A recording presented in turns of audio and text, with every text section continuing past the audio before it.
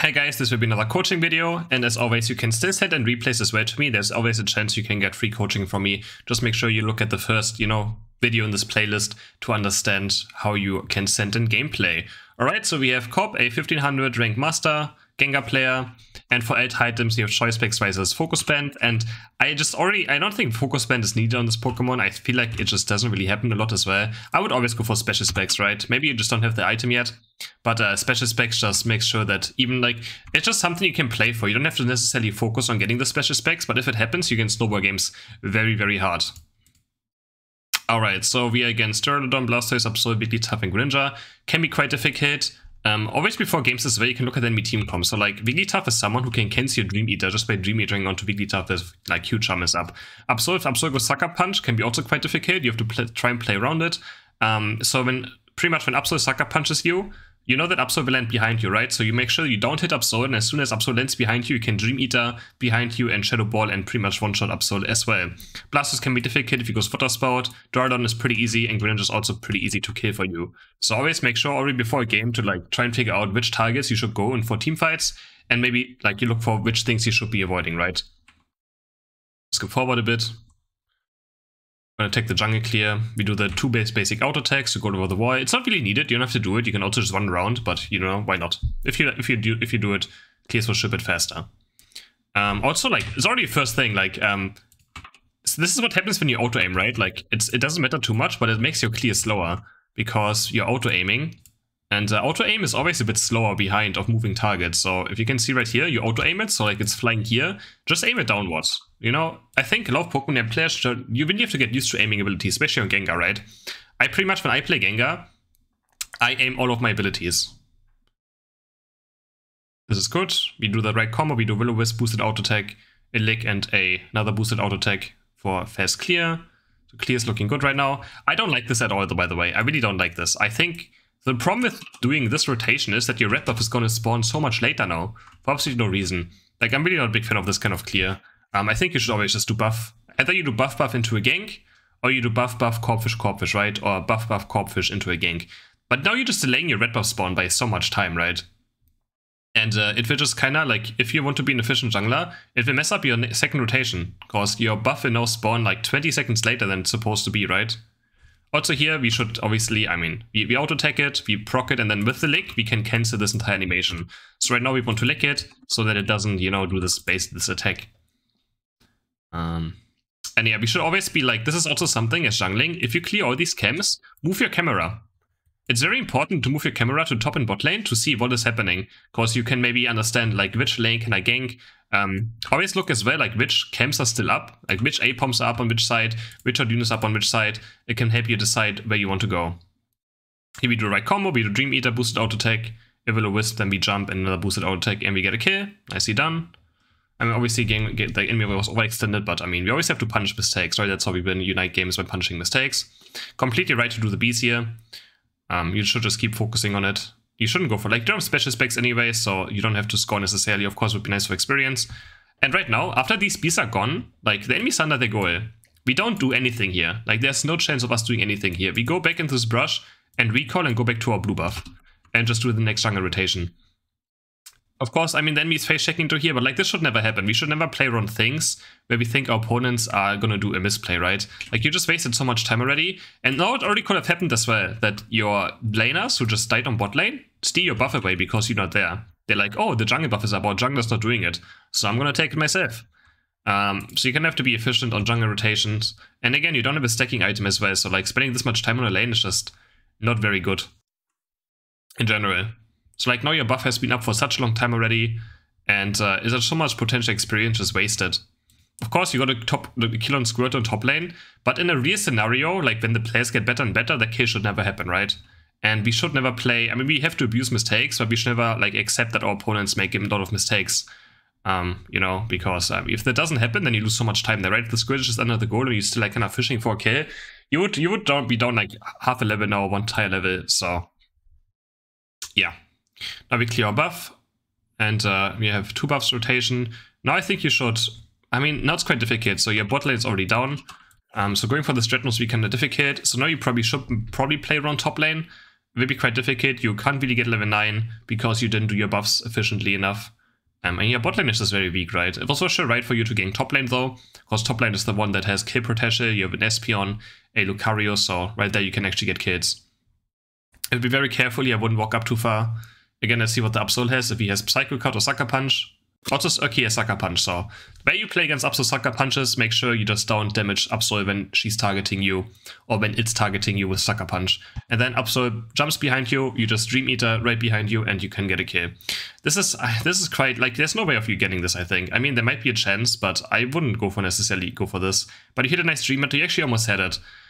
If you die here as a jungler, it's gonna be even worse. I think you should just maybe even top lane and look for more kills from there, or like maybe invade their jungle a bit, right? Like when the game looks very bad like this, invading junglers, or invading the enemy junglers on jungle things are pretty good as well. I was going for the Dreadnought is pretty much impossible now if your teammates are there. I mean, I think going for the Steal could be fine, maybe as a last saving grace. But yeah, now we have to make our best out of it. We want to look for a kill right now. Like right now, in this time of the game, we want to look for a Unite move kill. So what I would do right here is I would Unite move in and just look for a kill, because then my Unite will be still up for the next Dreadnought fight, which I kind of want. We hit a nice 3 meter here, we should take it, nice, good kill. And then we should always look for the next target. So right now, you like the problem, okay, so there was the Greninja, right? Like you kind of hitting the double teams here. You should just be patient. I would still Unite move as very ready and just go for the next target. Like you really, really want to Unite move in this scenario, we really do. But they will do it now. Actually, you do play kind of well. That was still pretty decent, but yeah. Like, I think after this Greninja kill, you just instantly Unite move, and then you wait for your cooldowns. And then you can try aiming it better, right? So after this kill, you see there's people walking here. There could even be maybe some more here, because they just did Rotom. So you just Unite move down here, and then you have a free, like, Dream Eater, or can maybe see if there's another target coming. Because, I mean, Absol shows up in a second, and you could have also just one-shot the Absol and surprise her, right? Besides that, this kill was still good. You get the Absol. Can't really do much more with this. Just because you took a lot of damage before you meant to Unite move, right? So that's exactly like what I meant when you should probably cast it a bit earlier. Now we just farm experience. We see our dinos on top side up, so just also take some. We want to be level 11 and 13 as fast as possible. Sadly, we couldn't stop this guy. But here I can tell that you're auto-aiming, right? Like, this is the problem. You shouldn't auto-aim. Like, I can tell you're auto-aiming because your Shadow Ball flies over here, right? And, I mean, it's fine to auto-aim if you don't feel confident. But if you want to become a good Gengar player, you have to aim every single ability. Because otherwise stuff like this happens, right? Also, you could have kept your thing there, but it's okay. Now we should do our buffs again. They're respawning any second now, so... Should look for buffs, and you should farm Unite move back up. Like, right now, you shouldn't go for any of these things. Your buffs are up and you don't have Unite move up, so it can be quite scary. Of course, you might get away with something like this here, but Dread is spawning in 27 seconds, and that's the more important thing right now, is getting the Dread. But you're hitting some nice 3 meters. Can we find a kill here? Not really. But I mean, yeah, your team still died. So the way to win games is just being high level, right? Okay, that's a nice kill. Good SP on Unite. And now you're still lacking your Unite move, so it can be quite hard to fight for this Dreadnought fight. Of course, you have to, like, so what I like to do in solo queue is just be efficient, right? You have to be aggressive, but you also have to be efficient. So that's why I'm, like, very efficient at farming. Oh, that was very close. I think you could have maybe had it. Let me go back. Maybe a bit faster. But you play it right, I think. I think he kills you right before this is possible. But nice try. It was very, very close. But yeah, I mean, the score is just very greedy. Like, you don't see any of these. You only see Blastoise, right? So you don't know where the enemy team is. And obviously, the entire enemy team is about to be here, right? Because Dreadnought's up. That's where the enemy team is supposed to be. So going for the score is just very greedy. And again, you can just playing around hoping that your opponents just don't do things well enough. And yeah, that's kind of biting you in the butt a bit right now. That kind of thing. You're just going top side. You still just go bot lane here. You want to teamfight right now. You want to use your last Unite move. So you're just going to Unite move into here and try to get it, or try to at least get some kills. But it's already quite late. They just burst Dread. I would say go for Unite move here. You have to use Unite move here. At 4 minutes is the last time, or like between 4 minutes and 3:40 is the last time you should use Unite. And right now, if you get these 2 kills, you can actually get a nice score in. Okay, but you just walk up. You had a Dream Eater. That's good. That's also good. Nice. You should, now you can go for the Wigglytuff. So against Wigglytuff, it's always important to, like, walk in close first, make sure that the Q jump is procced, and then you use Dream Eater. Because Dream Eater can actually be CC'd, the port jump. If you get CC'd during the port jumping, you don't do damage to your opponents. There's the Unite move. We can maybe still look for the Wigglytuff. We don't have Q jump currently. We're actually getting rollouted, and we have to... Oh, we didn't reactivate our Unite move. And now we get Unite move by the Wigglytuff. Can still maybe get a kill. Quite difficult now. But yeah, I mean, that was good. It was still fine. Could we have activated our Unite move earlier, or what happened to it? Oh, we kind of waited too long, right? Yeah, we waited too long, and then it went out of time. Then at least we still get the Wigglytuff kill. You also do that, like, this is great. Like, you understand at least how the combo works and how your max damage works. So you do Dream Eater, Shadow Ball, you do your boosted auto attack, then you port, and then you do your next boosted auto attack and get a Shadow Ball. So that's exactly, you know, how you do the most damage. Again, especially against tankier characters like Wigglytuff, so that's nice. Right now you're still lacking level 13. Like, you're quite low for a jungler. Like, that's the problem of like losing every dread as well and not farming enough. Is now that you are just very low level for a jungler. Yes, well, I think you... Wait, did you aim it? I mean, you did aim it, but yeah. You always have to with Gengar to like try to predict where your opponent might run into. Of course, okay, like Gengar is a difficult character to learn, right? Like skill shot based characters in this game are quite difficult. So yeah, it's for sure taking some time to get used to it. So the Blastoise actually gets away, and we did miss our skill shots, so that can happen. Right now we're still lacking experience. Like, I wouldn't even walk up here. Like, this is looking terrible. Rotom is almost dead, and we have this entire site up. We have this up as well, and we have bees also spawning at 250 right here. So there's so much farm on the map that you probably should take. We'll do that. Yeah, bees spawn at 250 now right here. We have this all up, so you could actually maybe even reach level 14 still. Instead, we go for like a play that just is too greedy or like not efficient enough, right? It's just not efficient enough.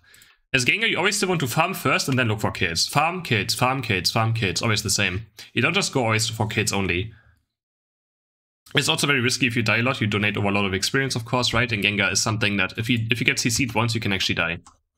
So now we still only level 12.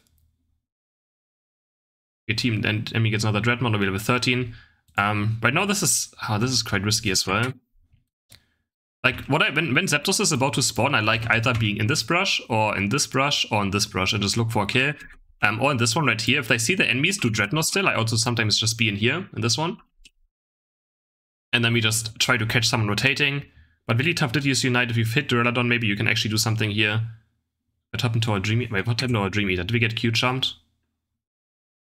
Yep, we got Q-jumped, I think. That's the problem with Q-jump. Or something. Wait, what even happened?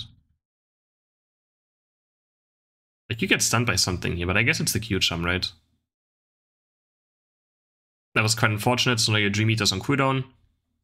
You have to be a bit careful, have to play from max range. But we can Dream Eater the Wigglytuff and kill him, hopefully, and then we instantly have to... Like, in these scenarios, don't be too scared. When you're about to kill someone, like, when I know that my Dream Eater or Shadow Ball is going to kill someone, I already look towards the next target. So after we get this kill... Like, after this right now, like, this Shadow Ball is going to kill it, we just know that our next thing should fly towards here, right? We don't have to be too scared. Like, you can literally one-shot this guy. Like, right now, if you instantly Dream Eater this person, he could actually die, and you can also still use Unite move, because this would be a very important kill. But you do play it kind of... Okay, that was still very nicely played. Good job. Like, you cannot just wait. You're patient enough for your cooldowns to be back up. And you blink away, he walks into you, you hit your Dream Eater Shadow Ball, and you do so much damage. Nicely done. That was still pretty good played. And right now, so with Gengar in the late game, it's very important. You just want to... Your Unite move goes on to the most important target on the enemy team, right? So, whoever you think, like Duraludon is an example, that's the person you want to kill. So right now you still need Zapdos, but you should wait for your teammates to respawn here. And you can just... Like, I wouldn't even be... Like, I would try to walk towards here and just look for another pickoff. Like, you should be in an aggressive brush right now and just look for a pickoff if you can. But this is right... This is correct right now. You're just waiting, you're just looking, you're waiting for your teammates to come back maybe. And but I would like you to be a bit like more aggressive or brush, you know. And now we do Zapdos. As soon as Duraludon appears, I want you to do Unite move onto Duraludon and try to get a kill on him. That's what I want to do right now, because if he dies, you're going to win the game. And you're kind of looking for it. You're still looking for Duraludon. Oh, you get pushed away for so much. But he does actually die. Oh, you hit a Dream Eater on him. Nicely done. And Zapdos. Okay. You actually get Zapdos as well. But this is exactly what I meant. Like, okay, this was very unfortunate, though. You kind of ran into a Surf, but honestly, I can't really say too much bad things about that. That happens. But I like that you instantly go for a Unite move here after your team is there, and you see Duraludon to maybe go for a kill on him. So that's for sure the correct play. He's the only threat really alive. Like, really tough Blastoise are threats, but not too much anymore. So he was the only damage dealer on the enemy team that still had a chance of winning the game. And now we go score. We recall. It's also correct. I would just... Okay, you go for this kill on Blastoise. Alright. And that should be game. In this scenario, don't even walk to the right side anymore. Just stay in your goal. Like, the premise if you walk here, like, you can never rely on your teammates stopping scores. And I think the game is probably pretty much won, right? You all scored low points. So walking towards the enemy side is just not the correct play. Just stay next to your goal. And yeah. Otherwise, that was a pretty good game. Doesn't matter what. Like, but I hope you understand that, you know, rotating or like farming more would be more important. Also, make sure you use your Unite moves just to get kills. You know, just to kill like the enemy jungler in those scenarios where like on bot lane or like on top lane at 6 minutes, just use it earlier. After the first Dreadnought died, you have like a 1 minute window of using your Unite very fast. You know, before the next Dreadnought is gonna appear, and you will have your Unite again, and as always, just farm more in between. Otherwise, you did pretty well, and try to aim your skill shots more, and again, also use your camera more. But I feel like that's every coaching video is gonna be me just talking about using your cameras more. Anyways, hope you guys enjoyed this video, and don't forget to like and subscribe.